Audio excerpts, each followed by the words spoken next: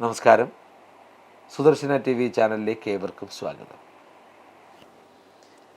ജീവിതത്തിലെ ബുദ്ധിമുട്ടുകളും അതുപോലെ തന്നെ ദുഃഖങ്ങളുമൊക്കെ വന്നു ചേരുകയും അതിൽ ദുഃഖം അനുഭവിക്കുന്നവരുമാണ് നിങ്ങളെങ്കിൽ തീർച്ചയായിട്ടും നിങ്ങളുടെ നാളും പേരും സുദർശന TVയുടെ കമൻറ്റ് ബോക്സിൽ രേഖപ്പെടുത്തുക. ഞങ്ങളുടെ പ്രാർത്ഥനാ വേളകളിൽ നിങ്ങളുടെ പേരും നിങ്ങളുടെ നാളും ഉൾപ്പെടുത്തി പ്രാർത്ഥിക്കും. ആ പ്രാർത്ഥനയിൽ ഈശ്വരൻ നിങ്ങൾക്ക് നന്മ നൽകുക തന്നെ ചെയ്യും. പിന്നെ നിങ്ങളുടെ ദുഃഖദുരിത കാലങ്ങളിൽ നിങ്ങൾ കൂടി പ്രാർത്ഥിക്കണം. പ്രഭാത സമയങ്ങളിലും സന്ധ്യാനേരങ്ങളിലും ഈശ്വര സങ്കീർത്തനങ്ങൾ പ്രാർത്ഥിക്കുകയും പാടുകയും ഒക്കെ ചെയ്ത് ജീവിതത്തിലെ ദുഃഖങ്ങളെ അകറ്റി നിർത്താൻ ശ്രമിക്കണം.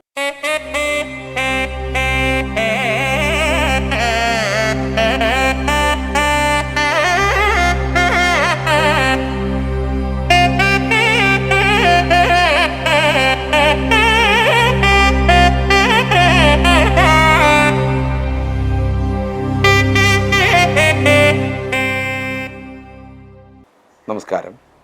ഓം ഗജാനനം ഭൂതഗണാതിസേവിതം നിമിത്തജമുപലസാരഭക്ഷിതവും അസുതം ശോകവിനാശകാരണം നമാമി വിഘ്നേശ്വരപാദപങ്കജം. ഹരി ഓം. ഇന്ന് മുതൽ മേട വിഷുവിന് ഒരു വർഷക്കാലത്തോളം നക്ഷത്ര ജാതർക്കുള്ള അനുഭവങ്ങളെക്കുറിച്ചാണ് വ്യക്തമാക്കാൻ പോകുന്നത്. ഈ മേടവിഷു മുതൽ അടുത്ത വിഷു വരെയുള്ള നന്മയും തിന്മയും ദോഷവും അതുപോലെ തന്നെ ദോഷമില്ലായ്മയും അനുഗ്രഹങ്ങളും ഒക്കെ അടങ്ങിയിട്ടുള്ള ഒരു കാലമാണ് എല്ലാ നക്ഷത്ര വ്യവസ്ഥകൾക്കും ഉള്ളത്. ആ വ്യവസ്ഥകളെ എല്ലാം ഒന്ന് വിശദമാക്കുകയാണ് ഇനിയുള്ള എപ്പിസോഡുകളിൽ നമ്മൾ ചെയ്യുന്നത്. കാരണം ഗുണഫലങ്ങൾ ലഭിക്കുമ്പോൾ നമുക്ക് ആഹ്ലാദവും ദോഷഫലങ്ങൾ ലഭിക്കുമ്പോൾ മാനസികമായ ദുഃഖവും ഉണ്ടാവാനുള്ള ചാൻസ് ഉണ്ട്. എന്നാൽ കാലം മാറി വരുന്ന സമയം മാറി വരുന്നതനുസരിച്ച് ഗുണങ്ങൾ ദോഷമായും ദോഷങ്ങൾ ഗുണമായും മാറും. അപ്പോൾ തീർച്ചയായും വിധിപരമായി നമ്മൾക്ക് വന്നു ചേരേണ്ടുന്ന കാര്യങ്ങളാണ് ഇവയെന്ന് ചിന്തിക്കുവാനും അതുപോലെ തന്നെ ദോഷഫലങ്ങൾ വരുമ്പോൾ ഉണ്ടാകുന്ന മാനസിക അസ്വസ്ഥതയിൽ നിന്ന് നേടുന്നതിന് വേണ്ടിയിട്ട് കൂടിയിട്ടാണ് ഇതൊക്കെ അറിയിക്കുന്നത്. തീർച്ചയായും എല്ലാവർക്കും നല്ലത് വരട്ടെ എന്ന പ്രാർത്ഥനയോട് അശ്വതി നാളുകാരുടെ വിഷുഫലത്തെക്കുറിച്ച് പറയുകയാണ്. ഒരു വർഷം അശ്വതി നാളുകാർക്കുണ്ടാകുന്ന പ്രത്യേകതകൾ. മേടം ഇടവ മാസങ്ങളിൽ, അതായത് ആദ്യ മാസക്കാലങ്ങളിൽ കർമ്മസിദ്ധി, അതായത് പ്രവൃത്തിയിലുള്ള വിജയം സ്വാഭാവികമായും വന്നു ചേരും. കളത്രസുഖം, ഭാര്യയോടൊത്തുള്ള ജീവിതം വളരെ സുഖകരമായി മാറും. സന്താനലബ്ധി, സൽസന്താനലബ്ധി, നല്ല സന്താനങ്ങളൊക്കെ ഉണ്ടാകുന്ന അവസ്ഥകൾ വന്നു ചേരും. വർഷത്തിൽ ഇടവിട്ട് ഭാഗ്യലബ്ധി ഉണ്ടാവാം, ധനങ്ങൾ വന്നു ചേരാം, അതുപോലെ തന്നെ മംഗളകരമായ കാര്യങ്ങൾ നടക്കാം തുടങ്ങി ഭാഗ്യപരമായ ഒട്ടനവധി കാര്യങ്ങൾ ഈ വർഷാവസാനം വരെ പല പല തലങ്ങളിലൂടെ അശ്വതി നാളുകാർക്ക് ലഭിച്ചുകൊണ്ടിരിക്കും. പിന്നെ അതുപോലെ തന്നെ അപ്രതീക്ഷിതമായ ആദരവിന് പാത്രീഭൂതരാകും. അപ്രതീക്ഷിതമായ ആദരവെന്ന് പറഞ്ഞാൽ ഈ സാഹിത്യ നേട്ടങ്ങൾ, അതുപോലെ തന്നെ അധ്യാപക ജീവിതത്തിലെ നല്ല അധ്യാപകൻ, അതുപോലെ തന്നെ കലാരംഗത്ത് തുടങ്ങി സ്പോർട്സ് രംഗത്ത് തുടങ്ങി നിൽക്കുന്നവർക്ക് ആദരവും ബഹുമാനങ്ങളും ലഭിക്കാനിടയായ സാഹചര്യം ഈ വർഷമുണ്ടാകും. അതുപോലെ തന്നെ സാമ്പത്തിക നേട്ടം കാണുന്നുണ്ട്. തുടർച്ചയായി ഇല്ലെങ്കിലും ഈ ഒരു വർഷത്തിൽ 6 മാസക്കാലത്തോളം നല്ല സാമ്പത്തിക നേട്ടം ഉണ്ടാക്കുവാൻ കഴിയും. ആ സാമ്പത്തിക നേട്ടം കൈവരുമ്പോൾ മുഴുവൻ ചിലവാക്കിക്കളയാതെ കുറേയൊക്കെ ജീവിതത്തിന് വേണ്ടി വിനിയോഗിക്കാൻ മാറ്റിവെക്കേണ്ടത് അനിവാര്യമാണ്. കർമ്മരംഗത്ത് നേട്ടം, ഏത് തൊഴിലാണോ ചെയ്തുകൊണ്ടിരിക്കുന്നത് ആ രംഗത്ത് വലിയ നേട്ടത്തിന് ചാൻസ് ഉണ്ട്. അതുപോലെ മിഥുനം കർക്കടക മാസമാകുമ്പോഴേക്കും ചെറിയ ചെറിയ മാറ്റങ്ങൾ സംജാതമാകും.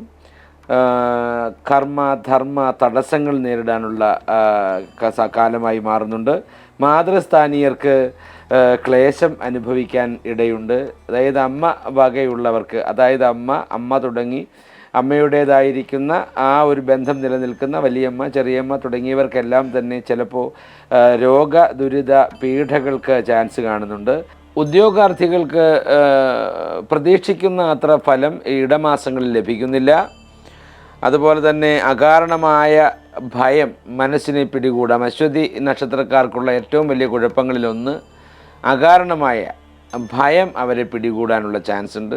അതുകൊണ്ട് പല പ്രവൃത്തികൾ ചെയ്യുമ്പോഴും ആ പ്രവൃത്തിയിലെ സംശുദ്ധത അറിഞ്ഞ് മുന്നോട്ട് നീങ്ങാൻ ശ്രമിച്ചുകൊള്ളണം. അതുപോലെ തന്നെ ക്ഷിപ്രകോപം, പെട്ടെന്നുണ്ടാകുന്ന ദേഷ്യം നിയന്ത്രിക്കണം.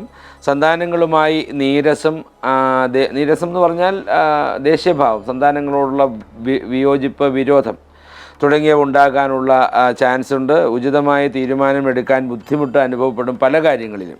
എന്നാൽ വർഷത്തിൻ്റെ മധ്യകാലമൊക്കെ എത്തുമ്പോഴേക്കും, അതായത് ചിങ്ങം മുതൽ കാലം കുറേ അനുയോജ്യമായി മാറുന്നുണ്ട്.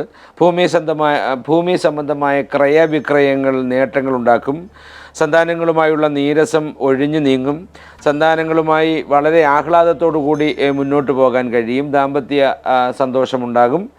അതുപോലെ തന്നെ കുടുംബത്തിൽ ആഹ്ലാദത്തിൻ്റെ നല്ല നിമിഷങ്ങൾ ഉണ്ടാവാനുള്ള ചാൻസ് വളരെ കൂടുതലാണ്.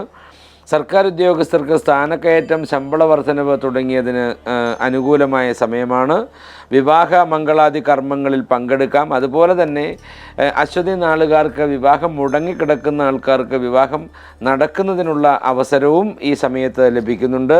വിദേശ യാത്ര ചെയ്യാനുള്ള ഭാഗ്യം അശ്വതി നാളുകാർക്ക് ലഭിക്കും. സർക്കാരിൽ നിന്നുള്ള ആനുകൂല്യങ്ങൾ, അതായത് നമ്മൾ ഇപ്പോൾ എന്തെങ്കിലും ഒരു ആവശ്യത്തിന് ബാങ്ക് വഴിയുള്ള ലോൺ സെക്ഷന് വേണ്ടിയിട്ടുള്ള ലോണിന് വേണ്ടിയിട്ടുള്ള ആപ്ലിക്കേഷൻ സമർപ്പിക്കൽ, അതിലൂടെയൊക്കെ മാക്സിമം കിട്ടാവുന്ന തുക ലഭിക്കാനുള്ള ചാൻസ് ഉണ്ട്. അതുപോലെ സർക്കാർ തലത്തിൽ നിന്നും സാമ്പത്തികം ഏത് വഴിയും നമുക്ക് വന്നു ചേരാനുള്ള അവസരമുണ്ട്. അപ്പം അതിനുള്ള അനുകൂലമായ സമയമാണ് ചിങ്ങമാസം കഴിഞ്ഞാൽ. അതുപോലെ തന്നെ എഴുത്തുകാർക്കൊക്കെ അംഗീകാരത്തിനുള്ള സമയം കാണുന്നുണ്ട്. അവിവാഹിതർക്ക് നേരത്തെ പറഞ്ഞതുപോലെ വിവാഹയോഗം കാണുന്നുണ്ട്. ഞാൻ എപ്പോഴും പറയുന്നു, മുൻകോപം നിയന്ത്രിച്ചെങ്കിൽ മാത്രമേ പറ്റുകയുള്ളൂ. ഇല്ലെങ്കിൽ മുൻകോപം കാരണം പല പ്രശ്നങ്ങളും കുടുംബത്തിലും കുടുംബത്തിന് പുറത്തും ഉടലെടുക്കാം. അതുകൊണ്ട് തീർച്ചയായിട്ടും അശ്വതി നാളുകാർ ക്ഷിപ്രകോപവും മുൻകോപവും ഒക്കെ ഒന്ന് കൺട്രോൾ ചെയ്ത് വേണം മുന്നോട്ട് പോകാൻ. ശത്രുക്കളെ ഉണ്ടാക്കുക തന്നെ ചെയ്യും. അതുപോലെ തന്നെ ധനുമാസം, മകരമാസം തുടങ്ങിയ സമയങ്ങൾ ശ്രദ്ധിക്കണം. രോഗസാധ്യതയുണ്ട്. പിതൃസ്ഥാനീയരുടെ വിരഹത്തിൽ ദുഃഖിക്കാനുള്ള അവസരം, പിതൃസ്ഥാനീയരുടെ വിരഹത്തിൽ ദുഃഖമനുഭവിക്കാനുള്ള അവസ്ഥയുണ്ടാകും. ഉദര നയന രോഗങ്ങൾ വന്നു ചേരാനുള്ള ചാൻസ് ഉണ്ട്. സർക്കാർ ജീവനക്കാർ പ്രത്യേകം ശ്രദ്ധിക്കണം. ആക്ഷേപങ്ങൾ, ചെയ്യാത്ത കാര്യങ്ങളിൽ ആക്ഷേപം വന്നു ചേരാനുള്ള ചാൻസ് ഉണ്ട്. പ്രവർത്തനങ്ങൾ ബുദ്ധിപരമാണെങ്കിലും പലതും തടസ്സങ്ങൾ നേരിടുന്ന അവസ്ഥയിലേക്ക് എത്തിച്ചേരുക തന്നെ ചെയ്യും. അപ്പോൾ ഇത്തരം സംവിധാനങ്ങൾ ഉണ്ടാകുമ്പോൾ മാനസികമായ ദുഃഖം വരും. പക്ഷേ അതിനെ നമ്മൾ മനസ്സുകൊണ്ട് ചിന്തിക്കേണ്ടത് സമയകാലത്തിൻ്റെ കുഴപ്പങ്ങൾ കൊണ്ടാണ് ഇങ്ങനെയൊക്കെ സംഭവിക്കുന്നത്. കാലം മാറും. ആ മാറുമ്പോൾ തീർച്ചയായും എനിക്ക് സന്തോഷം അനുഭവിക്കാനിടയാവും. ഇതിൽ നിന്നെല്ലാം ഞാൻ മുക്തനാകും. അല്ലാതെ മറ്റ് തീരുമാനങ്ങൾ എടുത്ത് ജീവിതം നശിപ്പിക്കരുതെന്ന് പറയുന്നതിന് വേണ്ടിയിട്ടാണ് ഇതൊക്കെ നേരത്തെ തന്നെ അറിയിക്കുന്നത്. വർഷാവസാനം കുംഭം മീനം മാസങ്ങളിൽ എല്ലാം കൊണ്ടും നല്ല സമയമായിട്ട് അശ്വതി നാളുകാർക്ക് വന്നു ചേരാം. ബന്ധുസ്നേഹത്തിൻ്റെയും, അതായത് പിണങ്ങി ഇരിക്കുന്ന ബന്ധുജനങ്ങളൊക്കെ ഇണങ്ങാനുള്ള സാഹചര്യമുണ്ട്. അവരിലൂടെ തന്നെ ജീവിതത്തിന് നല്ല വഴികൾ കണ്ടെത്താനുള്ള ചാൻസ് ഉണ്ട്. ഗവൺമെൻറ് അംഗീകാരത്തിൻ്റെ ഒരു കാലമാണത്. സാമ്പത്തിക ലബ്ധി, സന്താനങ്ങളെ കൊണ്ട് ആനന്ദം, വിദേശ യാത്ര, സർക്കാർ ജോലിയിലേക്കുള്ള പ്രവേശനം തുടങ്ങിയ നല്ല കാലമായിട്ടാണ് കുംഭം മീന മാസങ്ങൾ അശ്വതി നാളുകാരെ സംബന്ധിച്ചിടത്തോളം നിലനിൽക്കുന്നത്. വിദ്യാർത്ഥികൾക്ക് അനുകൂലമായ സഹായം ലഭിക്കും. ഗൃഹത്തിൽ ആനന്ദം, മംഗളകരമായ കാര്യങ്ങൾ, ദോഷപരിഹാരം തുടങ്ങിയവ ചെയ്യാനുള്ള അവസരങ്ങളൊക്കെ ഉണ്ടാകും. പിന്നെ ഈ നാളുകാർക്ക് ഉണ്ടാകുന്ന കഷ്ടതകൾക്ക് ദോഷപരിഹാരമായി നടത്തേണ്ടത് ശനിയാഴ്ചകൾ ധർമ്മശാസ്ത്ര ക്ഷേത്രത്തിൽ ദർശനം നടത്തുക, ശാസ്താവിന് അർച്ചനയും വഴിപാടുകളും നടത്തുക. ആയില്യത്തിന് ശ്രീ നാഗർക്ക് നൂറും പാലും സമർപ്പിക്കുക. അതുപോലെ തന്നെ മാസത്തിലൊരു വെള്ളിയാഴ്ച ശ്രീ മഹാഗണപതിക്ക് 11 നാളികേരവും കറുകമാലയും സമർപ്പിക്കുക. സമയമുള്ളപ്പോഴൊക്കെ മഹേശ്വര ക്ഷേത്രത്തിലേക്ക് പോവുക, ഭദ്രകാളി ക്ഷേത്രത്തിലേക്ക് പോവുക, സുബ്രഹ്മണ്യ ക്ഷേത്രത്തിലേക്ക് പോവുക. നമ്മുടെ വിധി അനുസരിച്ച്, നമ്മുടെ കയ്യിലുള്ളതിനനുസരിച്ചുള്ള എന്തെങ്കിലും ചെറു വഴിപാടുകൾ നടത്തുക. എല്ലായിടവും പ്രാർത്ഥനാ നിർഭരമായിരിക്കണം നമ്മളുടെ പോക്ക്. അല്ലെങ്കിൽ ഏത് ക്ഷേത്രത്തിൽ ചെന്നാലും പ്രാർത്ഥനയോടുകൂടി നല്ലത് വരുത്തി തീർക്കണമേ, ഈ ഒരു വർഷക്കാലം വളരെ അനുഭവയോഗ്യമായ നന്മയുണ്ടാകണമേ എന്ന് പ്രാർത്ഥിക്കുക. എല്ലാ നല്ലതുകളും ആശംസിച്ചുകൊണ്ട്, ഈശ്വരനോട് പ്രാർത്ഥിച്ചുകൊണ്ട് ഈ വിഷുക്കാലം മുതൽ അടുത്ത വിഷുക്കാലം വരെ നന്മയുണ്ടാകട്ടെ എന്ന് ആഗ്രഹിക്കുന്നു. ഈശ്വരനോട് പ്രാർത്ഥിക്കുന്നു. നന്ദി, നമസ്കാരം.